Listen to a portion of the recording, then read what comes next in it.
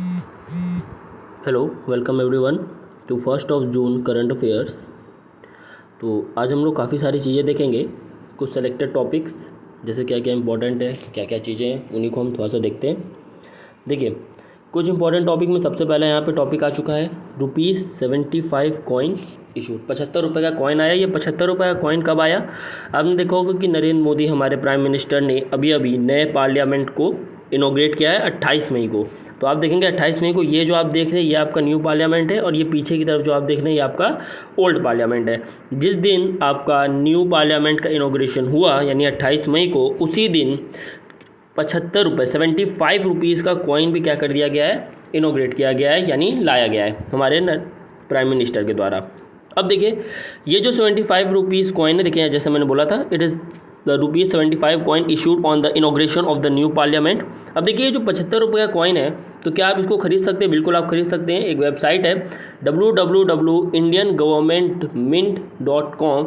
इस साइट पे जाके आप इसे खरीद सकते हैं। हालांकि ये जो 75 रुपये का सिक्का है ये मार्केट में सर्कुलेट नहीं होगा। क्यों नहीं सर्कुलेट होगा? क्योंकि इसकी एक्चुअल वैल्यू इसके वैल्यू से ज़्यादा है।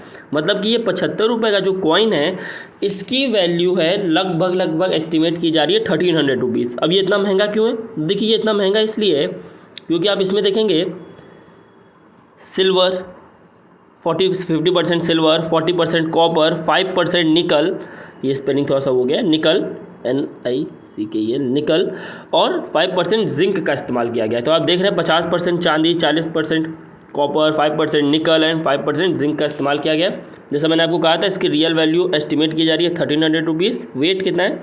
35 ग्राम। ये सर्कुलेशन के लिए नहीं है, मार्केट में नहीं आएगा। मैंने आपको जो साइट बताई उस पर जाके अगर खरीदना चाहें तो खरीद सकते हैं। अगले न्यूज़ की तरफ आते हैं। तो देखिए, अगला न्यूज़ यहाँ पे क्या है, PM जय स्कीम। तो जय स्कीम क्या है? देखिए, स्कीम इंपॉर्टेंट होते हैं। प्रधानमंत्री जन आरोग्य योजना, आयुष्मान कार्ड के बारे में आपने सुना होगा, उसी के बारे में यहाँ जानकारी दी जा रही है। क्या कहा गया है? More than 6000 crore rupees treatment has been given for cancer, heart problems, kidney problem etcetera. तो लगभग 60,000 करोड़ से ऊपर का ट्रीटमेंट दिया जा सका है काफ़ी सारी चीज़ों के लिए आयुष्मान भारत PM जय स्कीम में। ये कहा जाता है कि गवर्नमेंट द्वारा लाई गई बिगेस्ट हेल्थ इंश्योरेंस की स्कीम है, और ये नेशनल हेल्थ अथॉरिटी के अंदर आता है। कुछ चीज़ और देखते हैं, ये स्कीम कहाँ कहाँ एप्लीकेबल नहीं है। तो देखिए, दिल्ली, उड़ीसा और वेस्ट बंगाल में अभी ये स्कीम एप्लीकेबल नहीं है। तो कुछ परसेंटेज रेशियो यहाँ पे दिए हुए हैं जिसके हिसाब से स्टेट और यूनियन टेरिटरीज आपस में सेंटर से फंडिंग लेती है। तो देखिए, यहाँ पे दिया हुआ है कि यहाँ पे पहला है कि 60% क्या देगा, सेंटर देगा, 40% खर्चा कौन उठाएगा, स्टेट उठाएगा, यूनियन टेरिटरीज उठाएगा। वहीं हम देखेंगे 90% जो खर्च है वो कौन उठाएगा, आपका सेंटर उठाएगा। कहाँ पे?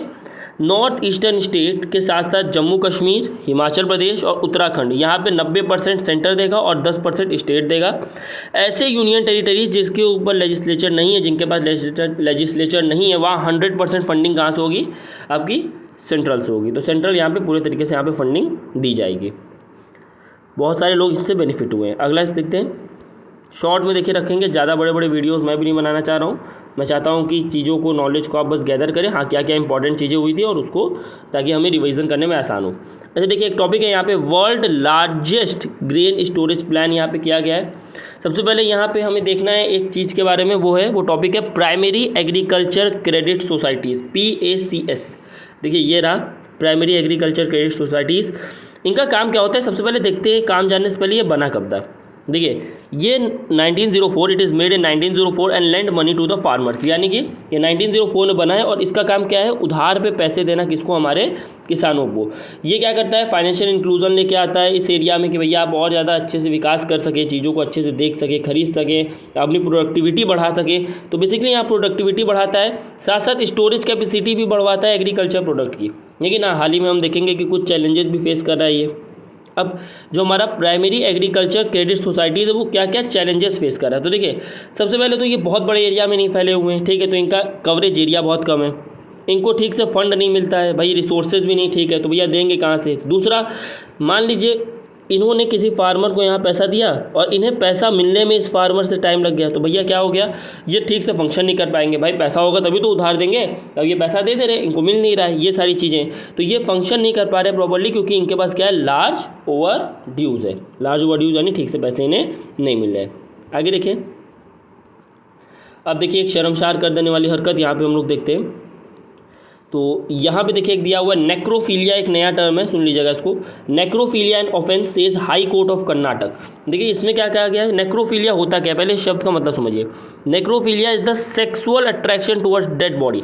मतलब देखिए अट्रैक्शन हो रहा है, ये पता नहीं नर पिशाच टाइप के लोग, कि डेड बॉडी से क्या हो रहा है, सेक्सुअल अट्रैक्शन हो रहा है। यानी कि पता चला कोई लाश है, कोई इंसान मर गया, उसके मरने के बाद भी उसके साथ क्या किया जा रहा है, सेक्सुअल इंटरकोर्स किया जा रहा है। अब देखिए एक केस हुआ था, एक आदमी था कर्नाटक में रंगा राजू नाम का। तो रंगा राजू नाम के आदमी ने एक 25 साल की लड़की का पहले क्या किया, मर्डर किया। क्या किया, उसका मर्डर किया, और मर्डर करने के बाद क्या किया, उसका रेप किया।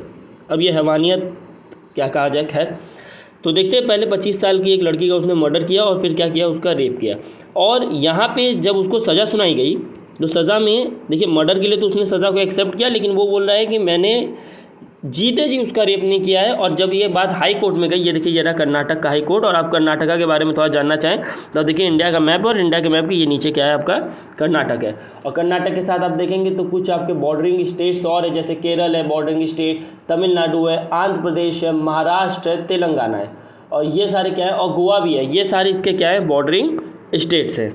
तो हम देखेंगे यहाँ कर्नाटक के हाई कोर्ट में ये कहा गया कि नहीं, नेक्रोफीलिया यानी कि आपका आईपीसी के सेक्शन में मेंशन नहीं है और इसे मेंशन करना चाहिए, और ये सारी खाली थी। तो देखिए इस तरीके की चीज़ें भी यहाँ पे हो रही हैं। यही नहीं, ये नेक्रोफीलिया के केसेस और भी कई जगह देखे गए, जैसे मॉर्चरी होती है जहाँ पे डेड बॉडीज़ को रखा जाता है, वहाँ के रहने वाले जो रात को पहरा देने वाले लोग होते हैं, कहीं कहीं कैमरा नहीं लगा होता, वो भी ऐसी हरकतें करते हैं, क्या कहा जाए, खैर।